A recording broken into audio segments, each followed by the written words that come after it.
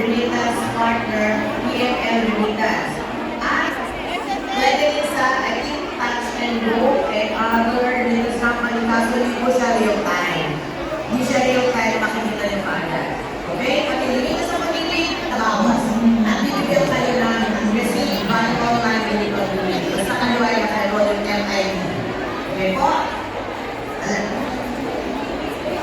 Ayan guys. 41 to 50. Hindi ka na po. 51 to 60. Nasa na si Ronaldin, andito na yung white envelope na kontra mo, nakita na. Nasa ka na, Ronaldin, ayun.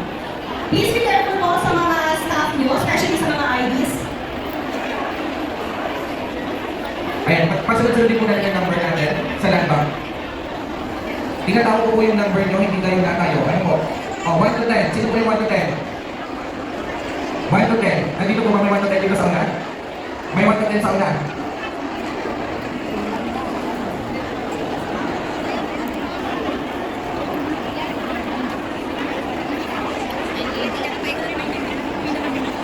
One to 10. Wala dito. 11 to 20. 21 to 30. Sino may hawak ng 21 to 30 sa inyo?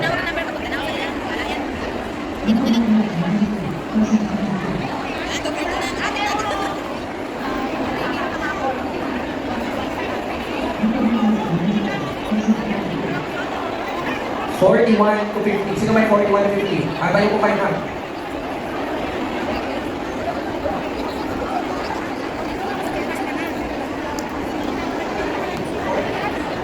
Andiyan na diga. PSA. Ang dami din ng PSA yan. Kukuha ng PSA. Dito sa e-card. Diyan sa e-card. Andun SSS. SSS Pag-ibig. Pag-ibig, SSS, Savings. Ano yan? Public Bank. Ano yan? BDO. Ay, Land Bank ata. Ayun, pagkukuha ka ng kukuha. 51 to 60. Ang ating mamahalaan, kasama ang many different agencies. Ano po, para po sa ating mga OFWs in Malaysia. So ngayon po, gusto ko pag-usapan ang libreng yakap mula sa PhilHealth. Ito ang bagong programa, bagong benepisyo na nagdag ng PhilHealth simula noong July 2025 nilaunch ng ating presidente. Okay? Kasi po, di ba remember, dati tanong natin, bakit kaya sa PhilHealth? Kailangan ma-admit ng 24 hours bago po magamit ang ating PhilHealth. So ngayon, sa bagong programa at bagong benepisyo mula sa PhilHealth, hindi na po kailangan ma-hospital bago magamit ang PhilHealth benefits. Klaro ba yun? Pero syempre, tanong nyo, teka lang, nandito ako sa abroad, wala ako sa Pilipinas. So i-qualify ko para yung kwento, okay? Itong PhilHealth yakap, for now, doon ito sa ating mga dependent sa Pilipinas. Pero yung para sa inyo talagang emphasize sa lahat, ng ating OFWs at inyong ibalita, ano po? Pag ano Pilipino, remember dapat lahat ng Pilipino, member ng PhilHealth, di ba? Pag kayo po ay nasa ibang bansa at kailangan pa ospital. Ngayon, naku, putol yung PhilHealth contribution ko. Matagal ko nang hindi na active. Hindi ibig sabihin doon na hindi nyo magagamit ang inyong PhilHealth. Okay? Yan po ang nakasaad sa batas. Immediate eligibility. Dapat pag Pilipino, kailangan pa ospital, magagamit ang PhilHealth. At hindi lang sa Pilipinas, kahit nasa ibang bansa. Klaro? So pag kayo po ay kailangan pa ospital dito sa Malaysia, i-keep nyo po yung resibo. I-keep ang resibo, i-keep ang PhilHealth records, at i-email sa PhilHealth. Ang email address, OFP. OFP means Overseas Filipino Program ng PhilHealth. OFP@philhealth.gov.ph. Ulitin ko, OFP.philhealth.gov.ph. I-email niyo po yung hospital records at resibo at isulat niyo po sa email na kayo ay mag-file ng claim. Dahil yun po ay babayaran ng PhilHealth according sa PhilHealth benefit package. Okay? Kahit nasa ibang bansa. Ngayon, natanong natin, paano kami tinabak yung aking dependence nasa Pilipinas? Kaya ito gusto ko ibalita, yung libre PhilHealth Yakap. Dahil ang PhilHealth Yakap po, ang layunin natin ay panginayuma sa sakit. Kaya sa mission namin, para malayo sa sakit. Kasi itong PhilHealth Yakap po, ito po yung libre check-up, libre cancer screening, at libre gamot. Alam niyo ba, meron na tayong 20,000 per year. 20,000 pesos per Filipino bawat taon. Hindi pera ha, hindi ayuda, hindi cash. Ang 20,000 worth na gamot, magdedepende sa reseta na makukuha nyo sa PhilHealth Yakap Clinic. Kaya yung ating mga dependents sa Pilipinas, balitaan natin, dapat alam niyo yung PhilHealth ID number, kung hindi nyo alam, magdala kayo sa ating desk. Maging active PhilHealth members, at doon sa Pilipinas, pumili ng Yakap Clinic. In fact, pansin ko yung mga OFW, marunong talaga mag-igo.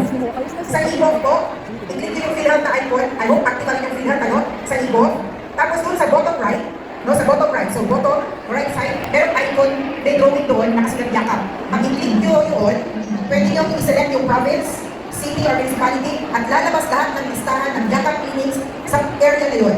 Okay? Ganun lang po kasi tayo pili ng Yakap clinic para sa ating dependents. Kaya dapat updated yung ating records ha, para doon mismo sa record natin sa e-book or sa PhilHealth member portal, yung lahat ng ating dependents, beneficiaries, makapili na tayo ng PhilHealth Yakap Clinic para doon sila pumunta at makakuha ng libre check-up.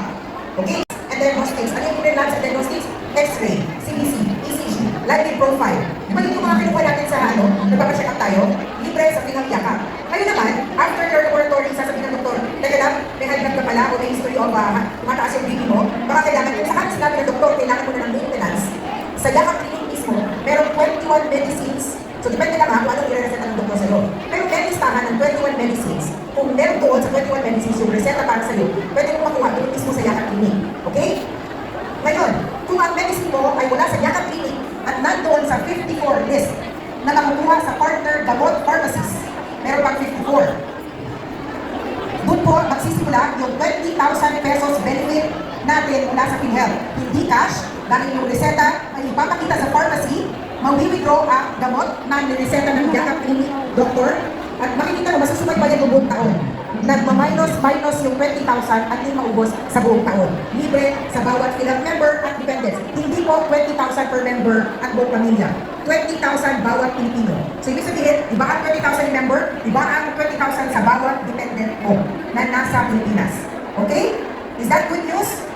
Good news, di ba? Kaya dapat pag-usapan natin itong mga good news na ito mula sa ating pamahalaan. So, yun po yung good news para sa PhilHealth. Libre PhilHealth Yakap. At idagdag ko lang, yun din po ating mga kapamilya na nasa Pilipinas. Meron na din po tayong outpatient emergency care services. So, in case of emergency, na kailangan ko ng ospital, pero sinabi ng doktor, hindi ka pa rin kailangan ma-admit, meron na pong PhilHealth magagamit. Hindi tulad dati na kailangan 24 hours confined.